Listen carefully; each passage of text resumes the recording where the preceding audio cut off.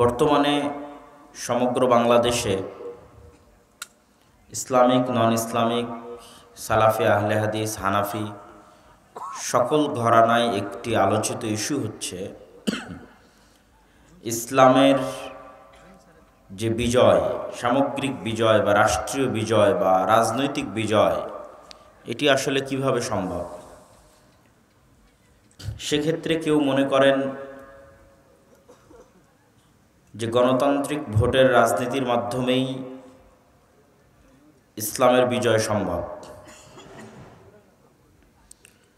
আবার কেউ মনে করেন যে অন্য আর হয়তো কোনো উপায় আছে, সশস্ত্র সংগ্রাম বা অন্য কিছু, সেটির মাধ্যমে হয়তো ইসলামের বিজয় সম্ভব।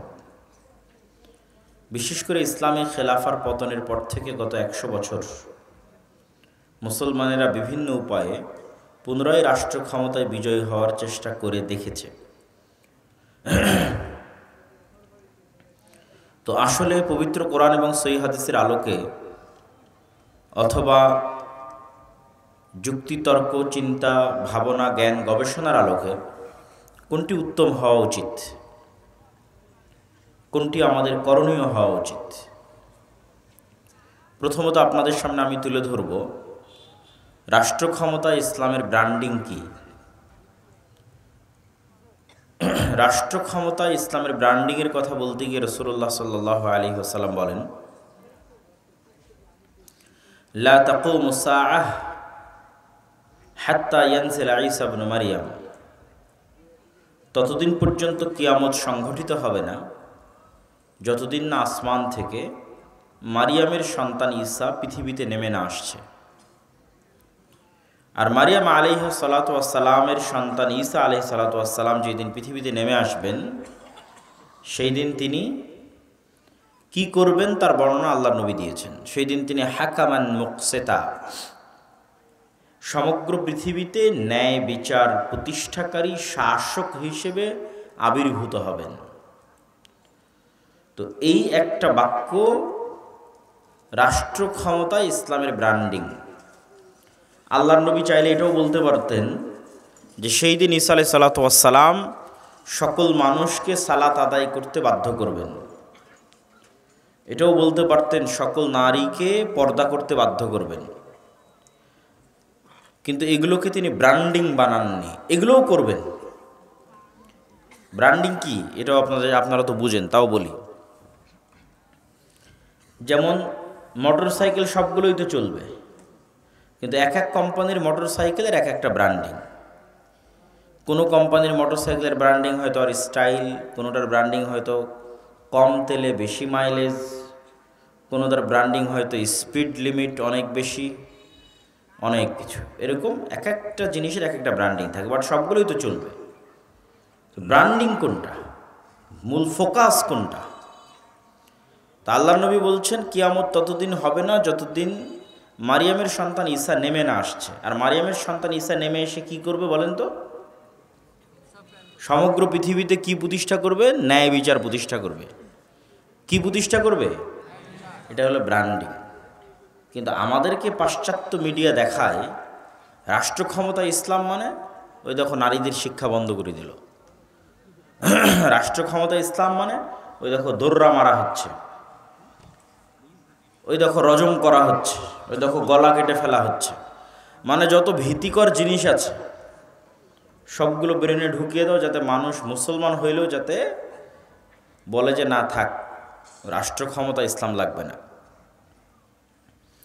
কিন্তু সে যদি এটা বুঝতো যে বর্তমান রাষ্ট্র ব্যবস্থা তার উপর কি পরিমাণ জুলুম করছে, তার জ্ঞাত এবং অজ্ঞাত উভয় অবস্থায়, এই যে জিনিসপত্রের দ্রব্যমূল্যের দাম বৃদ্ধি, এটি কি জুলম নয়? আপনাদের কাছে এটা জুলম মনে হয় না? জুলম মনে হয় না? এটা জুলম। দিন যত যাচ্ছে দাম বাড়তেই আছে। তাহলে এটা হচ্ছে চলমান অর্থনৈতিক সিস্টেম আপনার উপর জুলম করতেছে, যার প্রভাব সরাসরি আপনার পকেটে গিয়ে পড়তেছে। জনগণের সম্পদ লুট করে বাইরে নিয়ে যাওয়া হয়েছে, অতিরিক্ত পরিমাণ ঋণের বোঝা মানুষের উপর চাপিয়ে দেওয়া হয়েছে। যে খরচ আপনি করেননি যেই টাকা আপনি ব্যয়ই করেননি ওই টাকা পরিশোধের জন্য আপনাকে কর দিতে হবে। ওই টাকা এমপি, মন্ত্রী, মিনিস্টাররা সব নিয়ে চলে গেছে দুবাই, আমেরিকা, লন্ডন, বিভিন্ন প্রজেক্টের নামে। আর সেই টাকা পরিশোধ করবেন সুদ সহ, আপনার পকেট থেকে পরিশোধ করা হবে, কিন্তু সরাসরি আপনার পকেট থেকে নেওয়া হবে না। কিভাবে নেওয়া হবে? ইনফ্লেশনের মাধ্যমে, মূল্যস্ফীতির মাধ্যমে জিনিসপাতির দাম বাড়বে। তো আসলে জিনিসপাতির দাম বাড়তেছে না, বরং আপনার পকেট থেকে টাকা কমে যাচ্ছে, টাকার মানটা কমে যাচ্ছে। আগে 100 টাকা দিয়ে যেটা কিনতে পারতেন, এখন সেটা 150 টাকা দিয়েও কিনতে পারতেছেন না।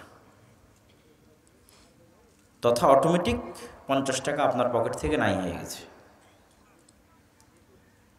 তো এই যে চলমান সিস্টেমের যে জুলম, এরকম আরো অসংখ্য জুলম আছে। একজন নাগরিক জানেই না তার কি কি অধিকার সে রাষ্ট্রের কাছে পেতে পারে, সে জানেই না। তো এই সকল জুলমগুলো দূর হবে এবং সকল মানুষ ন্যায় বিচার পাবে, সকল মানুষ জাস্টিস পাবে। এটা একমাত্র কে দিতে পারবে? ইসলাম। কে দিতে পারবে? ইসলাম। ডেমোক্রেসি, গণতন্ত্র ইটসেলফ ইনজাস্টিস। মানে ডেমোক্রেটিক যে সিস্টেম, এই সিস্টেমটা নিজেই ইনজাস্টিস। গণতন্ত্রের পক্ষে কখনোই সম্ভব নয় যে মানুষকে সে ন্যায় বুঝিয়ে দিবে। গত 70 বছরও সম্ভব হয়নি, আগামী 500 বছরও সম্ভব হয় না। সেকুলারিজম, লিবারালিজম, সমাজতন্ত্র, সোশ্যালিজম, এগুলো সব ইনজাস্টিস, অন্যায়। এগুলোর পক্ষে সম্ভব নয় যে মানুষকে ন্যায় বুঝিয়ে দিবে। ইসলাম ইটসেলফ জাস্টিস, ইসলাম নিজেই ন্যায়। রাসূলুল্লাহ সাল্লাল্লাহু আলাইহি ওয়াসাল্লাম যখন আইয়ামে জাহিলিয়াতের যুগে প্রেরিত হন, তখন আইয়ামে জাহিলিয়াত বলতে কি পড়েছেন আপনারা? বই, পুস্তক, বক্তব্যে কি শুনেছেন? নারী সন্তানকে জীবন্ত কবরে পুঁতে দেওয়া হতো। মাদকদ্রব্য, জেনা, ব্যভিচার, চুরি, খুন, রাহাজানির অন্ত ছিল না। একটানা 400 বছর যুদ্ধ চলেছে গোত্রে গোত্রে, একটানা 400 বছর, জেনারেশনের পর জেনারেশন হত্যা করতে করতে শেষ হয়ে গেছে।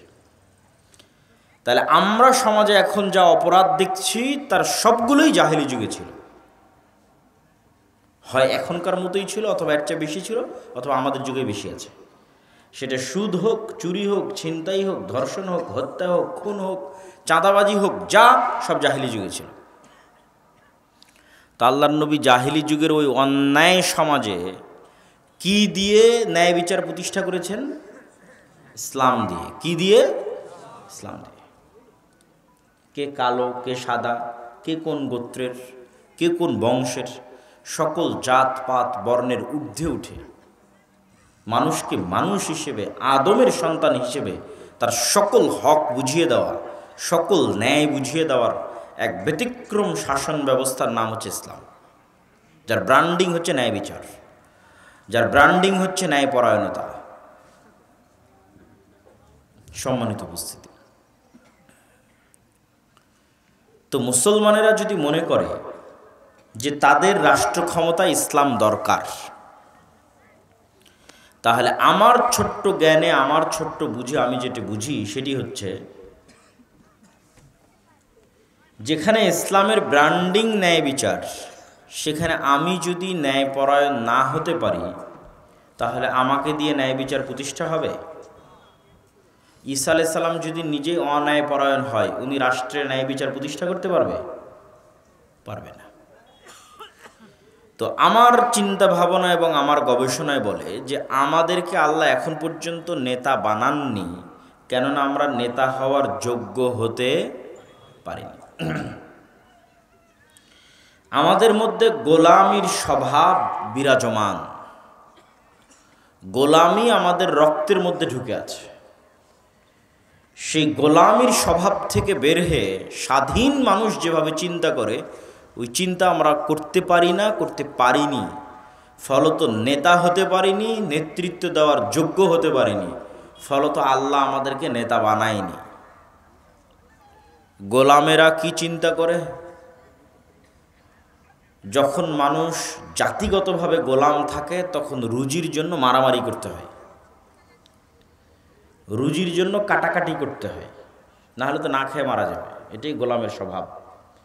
আর যারা আগের যুগের মনিব ছিল তারা এটাতেই মজা পেত, যে ক্ষুধার্ত দুইটা মানুষের মধ্যে একটা রুটি ফেলে দিলাম, দুইটা মানুষ কিভাবে রুটি নিয়ে কাড়াকাড়ি করতেছে এই দৃশ্য দেখে মজা। কেননা ওই দুইজন গোলাম, তারা খাদ্যের জন্য মারামারি করতেছে। তো যেহেতু 190 বছর আমরা ব্রিটিশদের গোলাম ছিলাম, মানে আমার রক্তের মধ্যে ঢুকে গেছে টাকার জন্য, খাবারের জন্য, রিজিকের জন্য, রুটির জন্য মারামারি না করলে পাওয়া যাবে না। মারামারি মানে সরাসরি মারামারি বিষয়টা আমি এটা বুঝাচ্ছি না, মিথ্যা বলে হোক, জোর করে হোক, হুমকি দিয়ে হোক, ধোকা দিয়ে হোক, ইন এনি ওয়ে আমার টাকা লাগবে, সম্পদ লাগবে, রুজি লাগবে, রিজিক লাগবে। তো গোলামেরা ছুটছে। এবং এইটা যে আমাদের নেচার, স্বভাব, তার সবচেয়ে বড় প্রমাণ কি জানেন? গত 16 বছর যে জগদ্দল পাথর ছিল, ফ্যাসিজম, সেই জগদ্দল পাথর সরে যাওয়ার পর চাঁদাবাজি, খুন, রাহাজানি, ছিনতাই বন্ধ হয়েছে? বন্ধ হয়নি। কেন বন্ধ হয়নি? আমাদের স্বভাবের মধ্যে গোলামি আছে, ওইটা আমার রক্তের মধ্যে ঢুকে আছে, কেমনে বন্ধ হবে? আর এক দল করেছে, এখন আর এক দল করবে।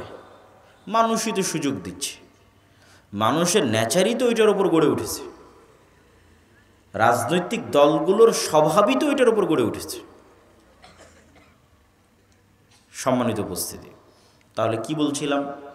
যে ইসলামের ব্র্যান্ডিং যখন ন্যায় বিচার, আর আমি ন্যায়পরায়ণ নই, তো আমাকে দিয়ে আল্লাহ ন্যায় বিচারের দায়িত্ব দিবেন? আল্লাহ কথা বলেন না যে দিবে, দিবেন না।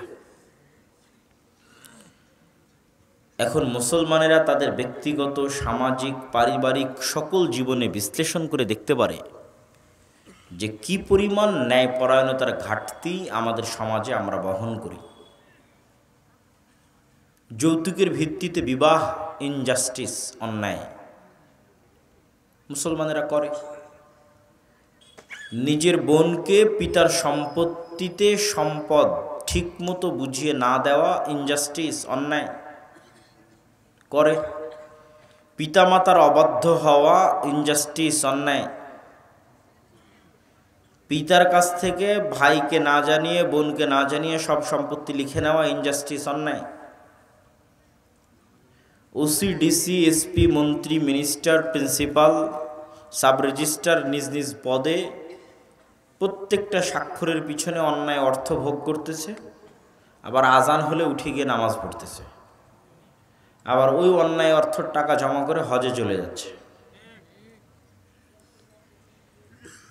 তো এই সাব রেজিস্ট্রার, এই এসিল্যান্ড, এই ওসি আল্লাহর ক্ষমায় অথবা মানুষের ক্ষমায় জান্নাতে যেতে পারবে কি না সেটা ভিন্ন প্রশ্ন, কিন্তু এতটুকু নিশ্চিত থাকেন তাকে দিয়ে আল্লাহ কখনো ইসলাম প্রতিষ্ঠার যোগ্য মনে করবে না।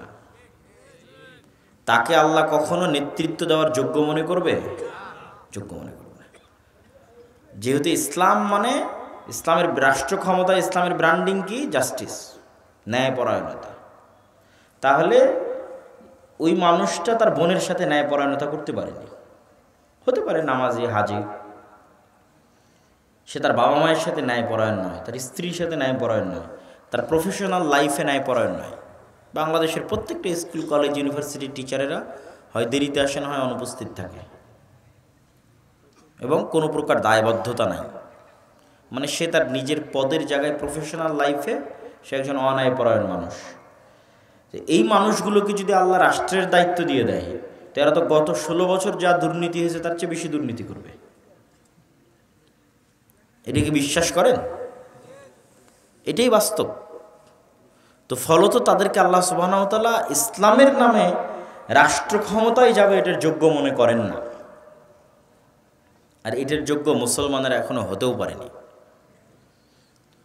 নেতা হতে হলে সেলফ রেসপেক্ট লাগে, আত্মমর্যাদা লাগে। আত্মমর্যাদা সম্পন্ন ব্যক্তি কখনো মিথ্যা বলতে পারে না।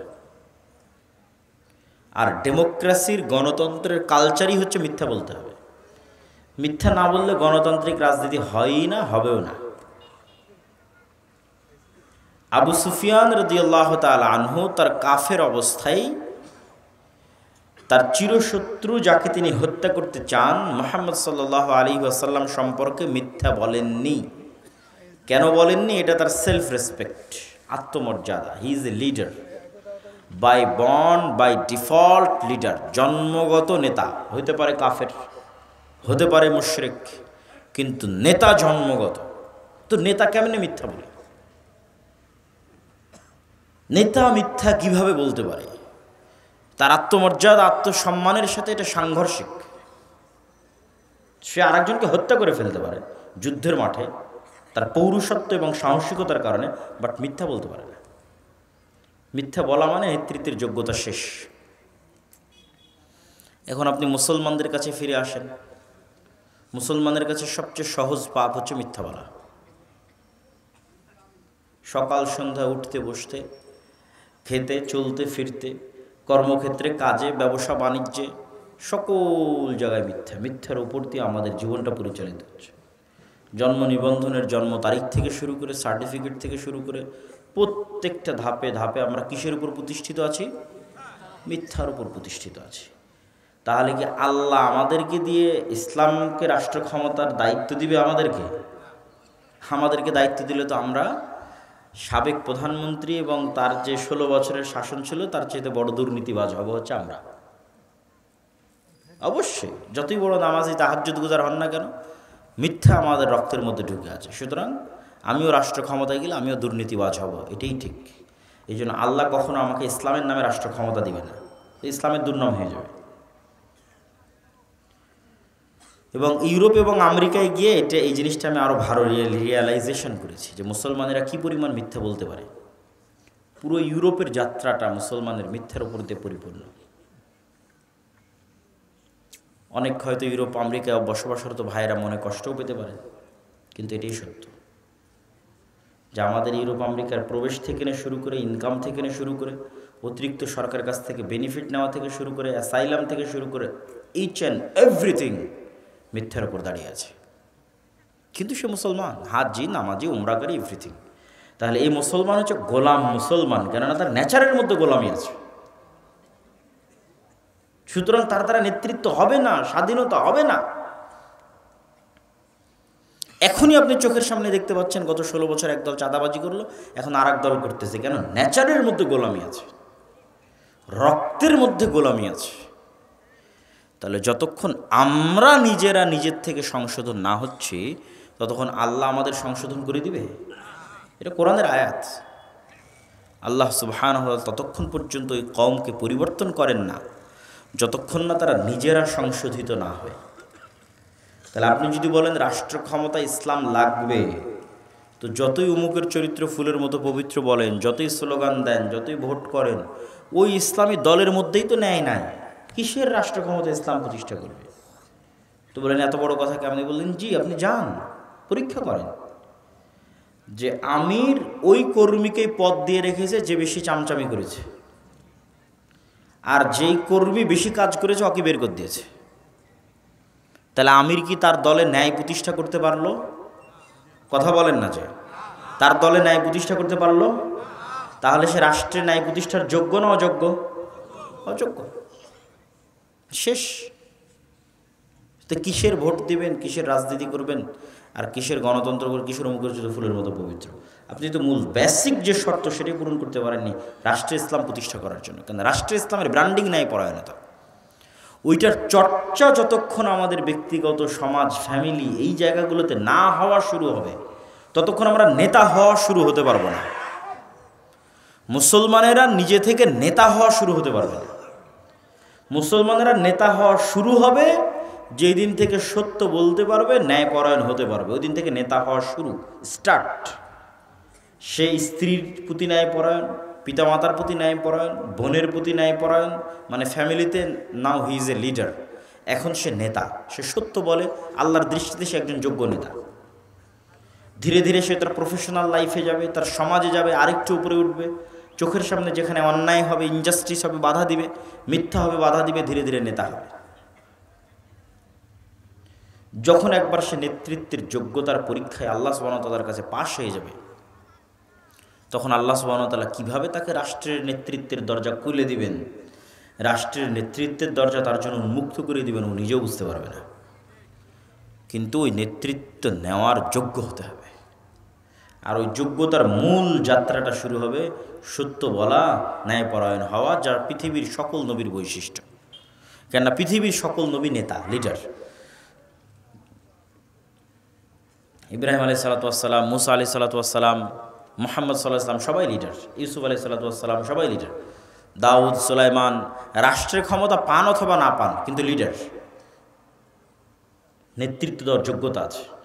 নেতৃত্ব দেওয়ার যোগ্যতার জন্য সত্যবাদিতা, ন্যায়পরায়ণতা, আমানতদারিতা লাগবেই। সেটা শিক্ষা প্রতিষ্ঠান হোক, মসজিদ হোক, মাদ্রাসা হোক, ইসলামী দল হোক, সংগঠন হোক, আপনি যে পেশায় আছেন সেই পেশা হোক, ডাক্তারি হোক, ইঞ্জিনিয়ারিং হোক, এসিল্যান্ড হোক, সাব রেজিস্ট্রার হোক, টিচার হোক, স্টুডেন্ট হোক, স্বামী হন, পিতা হন, ন্যায়পরায়ণতা লাগবে। পিতা হিসেবে আপনি আপনার সন্তানকে কতটুকু আদর করবেন, একজনকে বেশি চুমা দেবেন, আরেকজনকে কম চুমা দিবেন, এটাও ন্যায়পরায়ণতা। রাসূল সাল্লাল্লাহু আলাইহি ওয়াসাল্লাম বলেছেন। একের অধিক স্ত্রী থাকবে, উভয় সকলের প্রতি ন্যায়পরায়ণ কিনা, এটাই আপনার ভাগ্য নির্ধারণ করবে কিয়ামতের মাঠে। এই জন্য রাসূলুল্লাহ সাল্লাল্লাহু আলাইহি ওয়াসাল্লাম বলেন, সাবআতু ইউযিল্লুহুমুল্লাহ ইয়াওমা লা দিল্লা ইল্লা দিল্লুহ।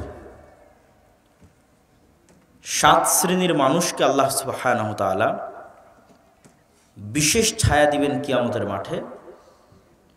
তাদের মধ্যে 1 নাম্বার, সর্বপ্রথম যাদেরকে স্থান দেওয়া আছে সেটা হচ্ছে ইমামুন আদিল, ন্যায়পরায়ণ, দায়িত্বশীল। মানে আর যত নফল ইবাদত আছে সবগুলোকে ছাড়িয়ে গেছে। নফল ইবাদতের মধ্যে তাহাজ্জুদ গুজার আছে, নফল ইবাদতের মধ্যে নফল সিয়াম পালনকারী আছে, নফল ইবাদতের মধ্যে দানবীর আছে, সেগুলোর কথা সিরিয়ালে আসবে। কিন্তু সবকে ছাড়িয়ে গেছে যে ন্যায়পরায়ণ। এটা সবচেয়ে কঠিন, এটা সবচেয়ে কঠিন যে মানুষ ন্যায়পরায়ণ হবে তার সমাজে, তার পরিবারে, তার ফ্যামিলিতে, তার প্রফেশনাল লাইফে, এটা সবচেয়ে কঠিন। তো ন্যায়পরায়ণ, দায়িত্বশীল 1 নম্বরে চলে গেছে। আর এটা কেন আল্লাহ এটা আরও ভালোবাসেন? আল্লাহ এটা এই জন্য আরও ভালোবাসেন যে আল্লাহ নিজে ন্যায়পরায়ণ। আল্লাহ সুবহানাহু ওয়া তাআলা কি বান্দার উপর জুলুম করে? আল্লাহ সুবহানাহু ওয়া তাআলা শুধু বান্দার উপর জুলুম করে না এটা নয়, কোনো বান্দা যদি জুলমের শিকার হয় সেই জুলম তিনি বুঝিয়ে দিবেন, পাল্টা সমাধান করে দিবেন, এটাই তার ওয়াদা। সেটা শুধু মানুষে নয়, পশুতেও যদি জুলম করে থাকে এটাও কিয়ামতের মাঠে জিরো করা হবে, মিটিয়ে দেওয়া হবে। এই জন্য তো তিনি ন্যায়পরায়ণ, ন্যায় বিচার প্রতিষ্ঠাকারী, মালিক ইয়াউমিদ্দিন, বিচার দিবসের মালিক। ওই দিন দেখা যাবে আল্লাহ সুবহানাহু ওয়া তাআলার ন্যায়পরায়ণতা। এই জন্য আল্লাহ এটা পছন্দ করেন। সম্মানিত উপস্থিতি, তাহলে আমরা যে আলোচনা করছিলাম ইসলামের সামগ্রিক বিজয়ের জন্য সর্বপ্রথম আমাদের নিজেদের পরিবর্তন হতে হবে। আমাদের রাজনৈতিক বিজয়ের জন্য আমাদের মধ্যে নেতৃত্বের যোগ্যতা নিয়ে আসতে হবে। ইসলামকে রাষ্ট্র ক্ষমতায় প্রতিষ্ঠার জন্য আমাদের মধ্যে ন্যায় প্রতিষ্ঠার চর্চা বাড়াতে হবে। এই ন্যায় প্রতিষ্ঠার চর্চা বাড়ানোর কথা বলতে গিয়ে আরেকটি কথা আপনাদেরকে বলি। আমরা সব সময় মনে করেছি কি মসজিদ মানে শুধু সালাতের দাওয়াত হবে, সিয়ামের দাওয়াত হবে, ইফতারি হবে। এই টেন্ডেন্সি থেকে বের হয়ে আসতে হবে। মসজিদকে ইম্পাওয়ার, শক্তিশালী করতে হবে। মসজিদ এবং মসজিদের ইমাম এবং মসজিদের কমিটির পাওয়ার বাড়াতে হবে। এটা সম্ভব যদি মসজিদ কমিটি রাজনৈতিক লেজুর বৃত্তির মাধ্যমে তৈরি না হয়। আর যদি মসজিদ কমিটি রাজনৈতিক লেজুর বৃত্তির মাধ্যমে তৈরি হয় তাহলে জীবনও সম্ভব হবে না। তাহলে মসজিদের পাওয়ার কিভাবে বাড়বে? মসজিদ অন্তত তার এরিয়ায়, তার গ্রামে, তার এলাকায় অসংখ্য অন্যায় কাজে বাধা দিতে পারে। তার সক্ষমতা অনুযায়ী অসংখ্য অন্যায় কাজে বাধা দিতে পারে। ইমাম সাহেব এলাকার যুবকদের নিয়ে যদি একটা টিম করে শুধু সালাত, সিয়াম, হজ, যাকাতের দাওয়াত না দিয়ে বলে আজকে থেকে আমাদের দাওয়াতে আর একটা জিনিস যুক্ত করে দিলাম, সেটা হচ্ছে এই এলাকায় কোনো চাঁদাবাজি চলবে না, এই এলাকাতে যৌতুকের ভিত্তিতে কোনো বিয়ে চলবে না, এই এলাকায় পিতার সম্পত্তিতে যতক্ষণ মেয়েকে পূর্ণ হক বুঝিয়ে না দেওয়া হয়েছে জানাজা হবে না। এটা একটা সোশ্যাল মুভমেন্ট, ন্যায় প্রতিষ্ঠা করার জন্য একটা আন্দোলন।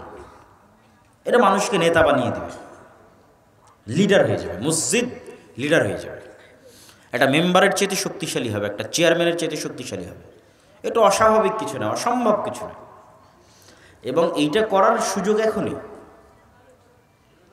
কেননা আবার যখন শক্তিশালী রাজনৈতিক দল ক্ষমতায় আসবে এবং তারা লম্বা সময় ক্ষমতায় থাকবে, তখন আপনি এই ফ্রিনেসটা অনুভব করবেন না।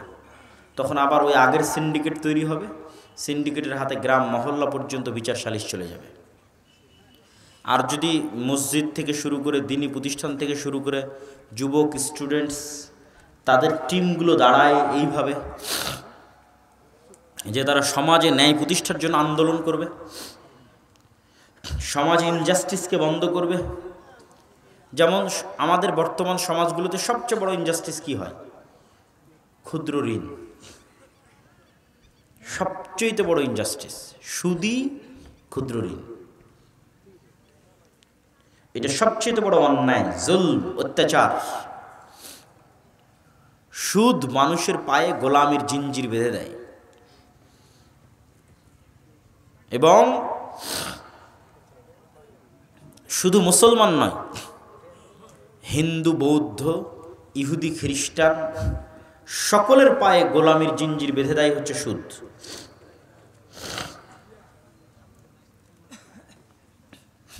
তো এই জন্য আমাদের একটা সোশ্যাল মুভমেন্ট, সামাজিক আন্দোলন থাকা উচিত যুবকদের, মসজিদ ভিত্তিক, দ্বীনি প্রতিষ্ঠান ভিত্তিক, যা সমাজে প্রচলিত অন্যায়ের বিরুদ্ধে লড়াই করবে, ন্যায় প্রতিষ্ঠার জন্য চেষ্টা করবে। এবং এইরকম কোনো এক মানুষের মাধ্যমেই যে এরকম ন্যায় প্রতিষ্ঠায় সচল হবে, ন্যায় প্রতিষ্ঠায় সচেতন হবে, নিজে ন্যায়পরায়ণ হবে, এরকম কোনো মানুষের হাতে আল্লাহ সুবহানাহু ওয়া তাআলা রাষ্ট্র ক্ষমতা দিয়ে দেবেন। কীভাবে দিবেন তা আল্লাহ সুবহানাহু ওয়া তাআলা জানেন, কিন্তু এর চেষ্টা আমাদের করতে হবে। এবং এই চেষ্টা করার সুযোগ এখনই। মসজিদের পাওয়ার বাড়াতে হবে, অন্যায়ের বিরুদ্ধে লড়তে হবে। অন্যায় মানে আমরা যে গুনাহ এবং পাপ বুঝাই সেটা বলতেছি না, মানুষের সাথে যে অন্যায় হচ্ছে সেটা, মানুষের সাথে অন্যায় হচ্ছে, ওইটার বিরুদ্ধে লড়তে হবে। এবং এটা সহজ, কঠিন কোনো কাজ নয়। এটা উদ্যোগ নিতে হবে, চেষ্টা করতে হবে। আল্লাহ সুবহানাহু ওয়া তাআলা আমাদের তৌফিক দান করুক, বলেন আল্লাহুম্মা আমিন। সম্মানিত উপস্থিতি, আমাদেরকে আরও একটি বিষয় এটির সাথে যেটি আমি যুক্ত করতে চাই, সেটি হচ্ছে শক্তিশালী প্রতিষ্ঠান। শক্তিশালী প্রতিষ্ঠান নাই মুসলমানদের,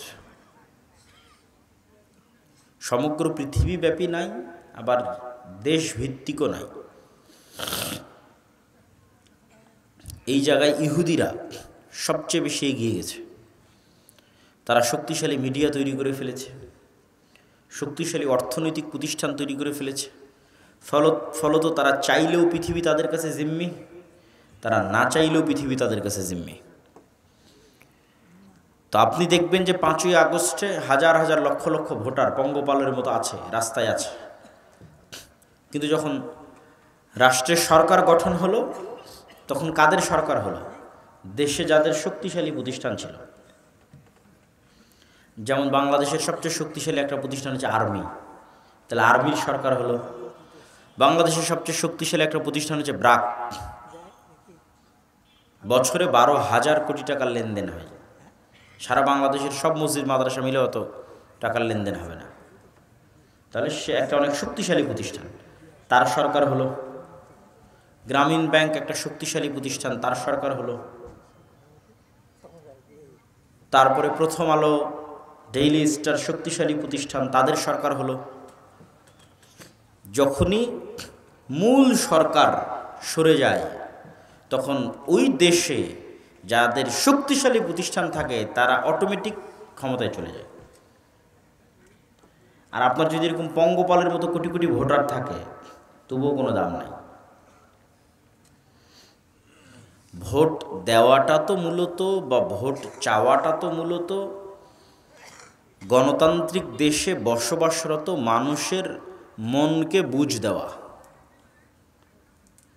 মানে আপনাকে বুঝ দেওয়া যে হ্যাঁ তুমি দেশের শাসক আছো, বাহ এই দেশ তুমি চালাচ্ছ, কিন্তু আসলে বাস্তবে আপনি কিছু না। যদি বাস্তবে আপনি কিছু হতেন তাহলে অন্তত বড় বড় সিদ্ধান্ত নেওয়ার আগে সরকারেরা বলতো ঠিক আছে গণভোটের আয়োজন করা হোক, দেখি জনগণের পক্ষে আছে না নাই। কিন্তু গণভোটের আয়োজন করা হয় না। তাহলে আপনি কি শুধু আপনার ভোটকে ব্যবহার করে একজন ক্ষমতায় গেল, 5 বছর আপনার হাতের কিছু নাই।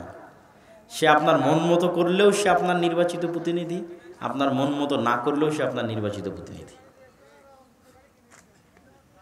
তো এর চাইতে বড় জুলমের সিস্টেম পৃথিবীতে আর নাই, এবং এর চেয়ে বড় ধোকার সিস্টেম পৃথিবীতে নাই। এইটা যত বড় ধোকার সিস্টেম, যত সহজে মানুষকে এখানে ধোকা দেওয়া যায়। তো এরকম পঙ্গপালের মতো ভোটার থেকে তো লাভ নাই। এবং আরও অনেক আলোচনা আছে এই বিষয়ে, স্টাডি করলে আরও অনেক পয়েন্ট তুলে ধরা যাবে। এবং ডেমোক্রেসি, গণতন্ত্র, সোশ্যালিজম সমাজতন্ত্র, সেকুলারিজম ধর্মনিরপেক্ষ মতবাদ, লিবারালিজম ব্যক্তি স্বাধীনতা, এই যে মতবাদগুলো আছে পৃথিবীতে, ন্যাশনালিজম জাতীয়তাবাদ, এগুলো কি আল্লাহর লেখা কোরআন না ওহী? এগুলো কি কোরআন না ওহী? কিছুই না। তো যদি কোরআনও না হয়, ওহীও না হয়, তো গণতন্ত্রের এই যে গড বানিয়ে রাখা হয়েছে এইটার দিকে আঙ্গুল তোলা যাবে না? যাবে না? যাবে না? যাবে। এটা কারো মতের পক্ষে যেতে পারে, কারো মতের পক্ষে নাও যেতে পারে, কিন্তু আঙ্গুল তোলা যাবে না, এটা তো অসম্ভব। এটা তো কোরআনও নয়, ওহীও নয়। সুতরাং ডেমোক্রেসি নিজেই ইটসেলফ যে একটা ইনজাস্টিস, এটা মানুষ আঙ্গুল উঠাইতেই পারে। এটা নিয়ে গবেষণা স্টাডি হতেই পারে। সম্মানিত উপস্থিতি, মুসলমানেরা যতদিন মনে করবে যে তারা দুধের স্বাদ ঘোলেই মেটাবে, ততদিন এই ঝুলন্ত মূলার পিছনে ছুটতেই থাকবে। যেমন ইসলামিক ব্যাংকিংয়ের নামে দুধের স্বাদ ঘোলে মেটানো হচ্ছে, আর নিজের মনকে বুঝ দেওয়া হচ্ছে হ্যাঁ আমি ইসলামী অর্থনীতির সাথে সম্পৃক্ত আছি। ঠিক যতদিন মুসলমানেরা মনে করবে হ্যাঁ গণতন্ত্রের মাধ্যমে আমরা ইসলাম প্রতিষ্ঠা করে ফেলব, তো এই ঝুলন্ত মূলার পেছনে ছুটতেই থাকবে আর দুধের স্বাদ ঘোলে মেটাতেই থাকবে। আর যেই দিন মনে করবে এখানে ফুল স্টপ দিয়ে দিলাম, ডাইরেক্ট ডেমোক্রেসির সিস্টেমকে আমি প্রশ্ন করব, ওই সিস্টেমের বিরুদ্ধে লড়াই করব, এতটুকু নিশ্চিত থাকেন অন্তত দুধের স্বাদ ঘোলে মেটানো যেহেতু বন্ধ হয়ে গেছে, তো একদম পিওর দুধের স্বাদের জন্য অন্তরে যেই তাড়াপ তৈরি হবে, অন্তরে যে আগ্রহ তৈরি হবে, যে চেষ্টা তৈরি হবে, ওই চেষ্টার ফলশ্রুতিতে একদিন না একদিন আপনি পিওর দুধের স্বাদ পেয়ে যাবেন ইনশাআল্লাহ। কিন্তু ওইটার জন্য ঈমান মজবুত হতে হবে, নিয়ত ঠিক থাকতে হবে, আর ওই যে যোগ্য হতে হবে, আল্লাহর দৃষ্টিতে নেতা হওয়ার যোগ্য হতে হবে। আল্লাহর দৃষ্টিতে তো আমরা নেতা হওয়ার যোগ্য হতে পারছি না। এবং এটি কোরআন এবং হাদিস দ্বারা প্রমাণিত। রাসূলুল্লাহ সাল্লাল্লাহু আলাইহি সাল্লাম বলেন, 3টা বা 4টা গুণ যদি কারো মধ্যে থাকে, সে স্পষ্ট নির্ভেজাল খাঁটি মুনাফিক। কথা বললে মিথ্যা বলে, আমানতের খেয়ানত করে। তো আমানতের খেয়ানত কি? যাকে যে দায়িত্ব দেওয়া হয়েছে ওই দায়িত্ব অমান্য করাটাই আমানতের খেয়ানত। কোরআনে আল্লাহ বলেছেন, আল্লাহ তোমাদের আদেশ দিয়েছে আন তুআদ্দুল আমানাত ইলা আহলিহা, যাকে যে দায়িত্ব দেওয়া হয়েছে ওই দায়িত্ব যেন ঠিক মতো পালন করে, এটাই ন্যায়পরায়ণতা। তাহলে আমরা সবাই মুনাফিক মুসলিম হিসেবে লাইফ লিড করতেছি, জীবন চালাচ্ছি। যতই হাজি হই, উমরাকারী হই, নামাজি হই, আসলে আল্লাহর নবীর এই হাদিস অনুযায়ী আমরা মুনাফিক। কেন? হয় মিথ্যার উপর আছি, আর না হয় দায়িত্বের সাথে খেয়ানত করতেছি।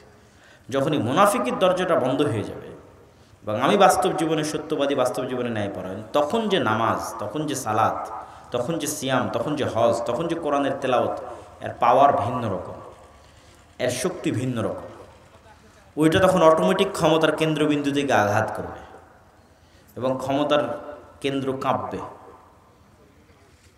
যেমন আল্লামা ইকবাল বলেছেন, এই যুগের মুসলমানদের একজন ইব্রাহিম দরকার। इब्राहिम की ज़रूरत है, इस दौर के इब्राहिम की ज़रूरत है। এই যুগের ইব্রাহিমের প্রয়োজন, যারা আল্লাহর প্রতি আস্থা, অগাধ বিশ্বাস এত মজবুত হবে, ব্যক্তিগত সমাজে পরিবারে ন্যায়পরায়ণ এবং সত্যবাদী হবে, আল্লাহর বিধানের জন্য যে কোনো পরীক্ষা দিতে প্রস্তুত থাকবে, ক্ষমতার কেন্দ্রবিন্দুতে আঘাত করবে, এরকম একজন ইব্রাহিমের দরকার। সম্মানিত উপস্থিতি, আমি আমার বক্তব্য দীর্ঘায়িত করতে চাই না, আমি আমার বক্তব্য শেষ করে দিচ্ছি। আপনারা অবশ্যই মাসিক আল ইতিসাম যে প্রতি মাসে প্রকাশিত হয় সেটির সাথে সম্পৃক্ত থাকবেন। দাওয়া ইলা আল্লাহর অধীনে যে মক্তবগুলো পরিচালিত হয় সেগুলোর সাথে সম্পৃক্ত থাকবেন, এবং আমাদের আরও যত কার্যক্রমগুলো আছে সেই কার্যক্রমগুলোর সাথে সম্পৃক্ত থাকবেন। আল্লাহ সুবহানাহু ওয়া তাআলা আমাদের কবুল করুক, আল্লাহুম্মা আমিন। আসসালামু আলাইকুম ওয়া রাহমাতুল্লাহি ওয়া বারাকাতুহু।